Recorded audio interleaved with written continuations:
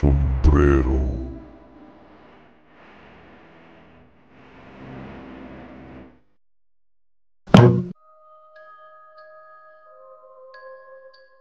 Magandang araw, Ingkong. Itago niyo na lang po ako sa pangalang Maria. Nais ko po sanang ibahagi sa inyo ang aking sariling karanasan.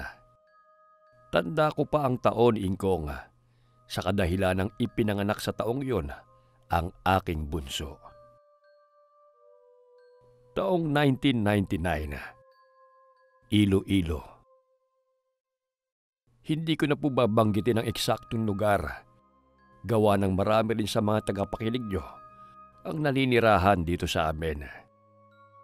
Ayoko pong malaman nila na nagpadala ko ng kwento sa inyo. Kaya mas mainam na manatiling misteryo para sa inyong mga tagapakinig ang mismong lokasyon ng aking kwento. Sa pagkakatanda ko, Ingkong, araw yun ng Huwebes. Nasa bahay lamang ako sa kadahilan ng ayaw akong pagtrabahuhin ng mister ko. Mas kailangan kasi ako sa bahay para mag-asikaso, lalo pa at 3 ang aming anak. Magbabandang 3:00 ng hapon noon, abala ko sa paglilinis ng mga gamit dito sa aming tahanan. Ang mga anak ko naman, noong mga oras na yon, ay naglalaro lamang sa labas ng aming bahay. Karga-karga ng panganay kong si Sandy, ang aking bunsong anak, na noon ay nasa 5 buwang gulang pa lamang. Habang ako ay naglilinis, meron akong nasipat na isang sombrerong napakaliit. Nakalagay lamang yon sa ilalim ng aming kusina at napapalibutan na ng alikabok. Ang buong akala ko sa sombrerong iyon ay kasuutan lamang ng manikang binili namin ng asawa ko para sa pangatlo naming anak na babae. Dali-dali ko namang kinuha ang sombrerong iyon at inilagay sa ibabaw ng aparador doon sa aming sala. Matapos doon, ay agad din naman akong bumalik sa aking ginagawa. Pagbaling ko sa kalana na siyang sunod kong dapat lilinisin, halos mamatay ako sa takot dahil sa aking nasilayan sa likod ng kalana. Sa maniwala kayo o sa hindi, meron akong nakitang 4 na duwendeng pula na merong pasan-pasang insekto. Hindi ko mawari kung anong insekto ang pasan ng mga yon dahil sa pagkagulat ko. Ang naramdaman ko kasi noong mga oras na yon ay takot na may halong pagkamangha. Hindi ko sukat akalaing makakakita ko ng ganoong nilalang sa loob ng aming tahanan. Nang marinig ng mga anak ko ang ingay na aking nagawa, ay agad namang nagsipasok ang mga iyon upang tignan ang aking kalagayan. Nay! Napano po kayo? Nadatnan ako ni Sandy na nakaupo sa sahig, tulala at nanginginig. Inalog-alog pa ako ng aking anak nung mga oras na yon upang mahimas-masan. Nang paunti-unting bumalik na sa normal ang aking pakiramdam, ay agad naman ako nitong pinainom ng maligamgam na tubig. Ngunit kahit anong pangungusap ng mga anak ko sa akin, nung mga oras na yon, ay hindi ko nagawang sagutin. Maging ang asawa ko ay hindi ako makausap. Kaya sa labis na pag-aalala nila sa aking kalagayan, agad nilang pinuntahan ang isang albularyo dito sa amin na itago na lamang natin sa pangalang Tatay Leby. Pagdating ng matanda sa aming bahay, ay agad naman itong lumapit sa akin at nagwika. "Meron ka bang nakitang kakaiba?" Oo, Tay Leby. Mga duwende! Mga duwende! Nanlalaki ang mga matang sagot ko sa kanya. Nababalot ako noon ng magkahalong kilabot at pagkamangha. Nang marinig yun ni Tatay Leby, ay agad naman siyang kumuha ng kandila habang umuusal ng mga katagang tanging siya lamang ang nakakaunawa. Kumuha rin siya ng pinggan at isang kutsarang lana. Inilagay ng matanda ang lanang yon sa plato at sinunog gamit ang kandila habang umuusal pa rin. Ako naman, nung mga oras na yon, ay tinakpan ng maitim na tela sa hindi ko malamang kadahilanan. Ayon kay Tatay Leby, ang ginawa niyang iyon ay para makumpirma kung anong nilalang ang aking mga nasilayan. Hindi kasi kagad naniniwala ang matanda kapag hindi siya ang mismong nakakita. Nang nakita na niya sa pinggan ang mga duwende, ay doon siya nagwika ng, "Meron kang kinuha sa kanila. Maaari ko bang malaman kung ano yon?" Kinuha? Wala naman ho akong kinukuha. Naglilinis lang naman ho ako. Matapos yun ay biglang pumasok sa aking isipan ang isang maliit na sombrero.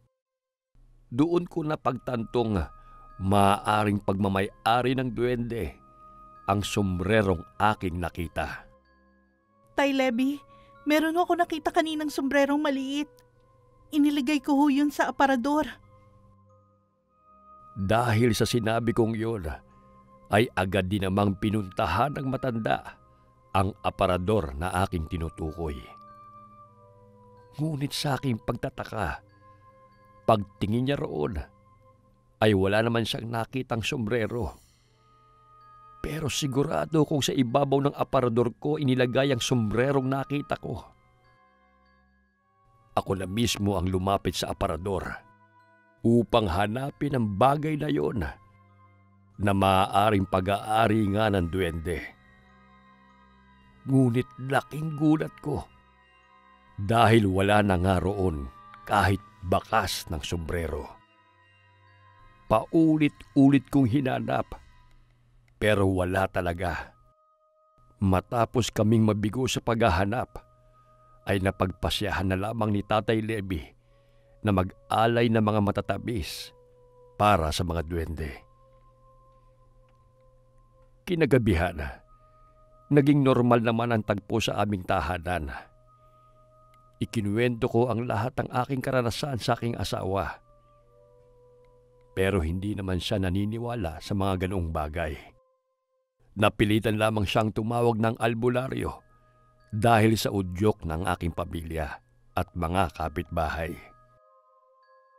Noong gabing yun, nung matulog na kami, ay biglang merong dumalaw sa aking panaginip. Isang maliit na nilalang ang kumausap sa akin na para bang meron itong nais iparating. Walang sombrero ang nilalang na yun na labis kong ipinagtaka. Naglalakad kami ng duwending walang sombrero sa mga damuhan. Maria, sa'yo na ang sombrero ko. Palagi ang nasa bulsa mo, kaya hindi yan mawawala. Pansin kong paghihirap ng iyong pamilya. At dahil batid ko mabuti kang tao, kaya huwag kang mag-alala. Dahil sa matutulungan ka ng sombrerong yan sa inyong mga pangangailangan. Nang marinig ko ang sinabi ng nilalang na yun, ay natulala ako. At walang namutawing anumang salita mula sa aking bibig. Hanggang sa unti-unti na akong nagising. Agad ako napabalikwas ng bangon nang maalala ko ang aking panaginip. Kinapa ko kaagad ang bulsa ng aking suot. At laking gulat ko nang meron nga akong nakapang maliit na sombrero. Kung ganun, nagkatotoo yung panaginip ko. Salamat. Maraming salamat sa'yo.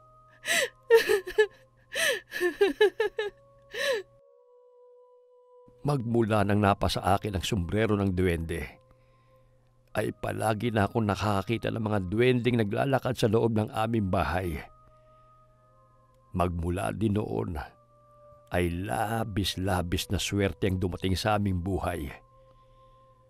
Nakapagpundar kami ng malaking bahay at mga lupain. At sa wakas, nakaranas na rin ang aking pamilya ng kaginhawaan.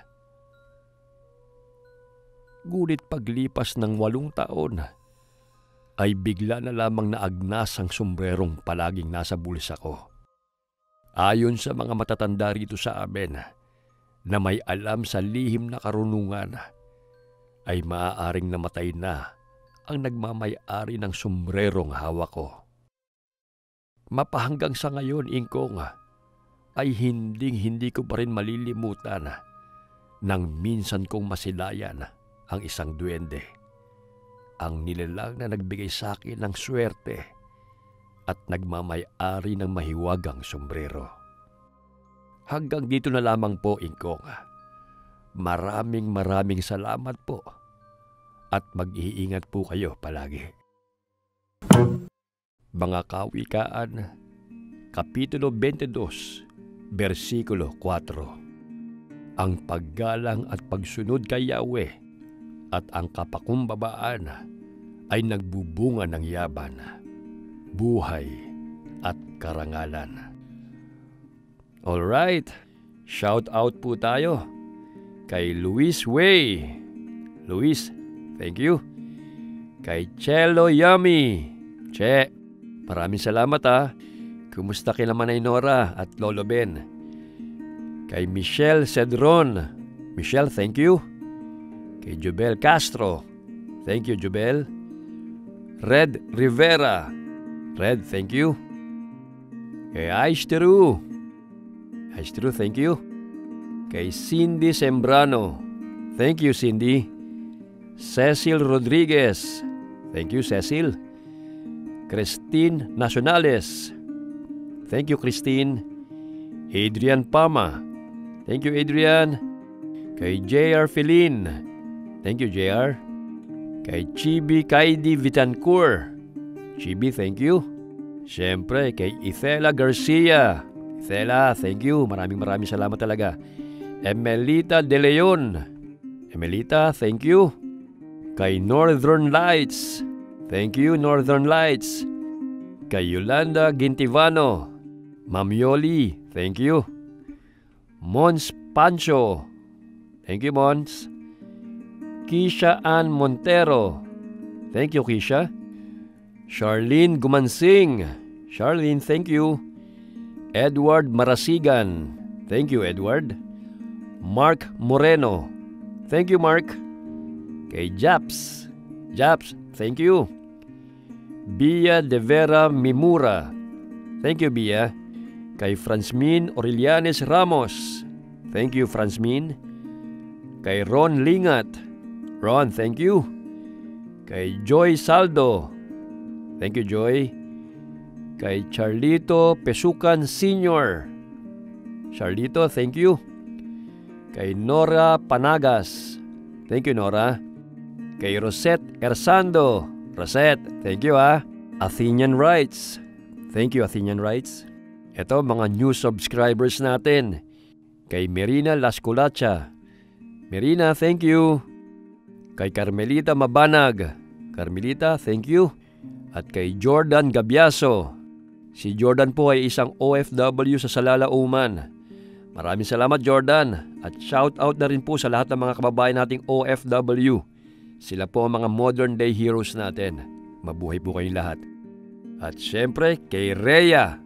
Rhea, maraming salamat. Ikaw ang unang member ni Ingkong dito sa channel ko. Okay, maraming salamat po sa inyong lahat sa suporta nyo. And God bless po.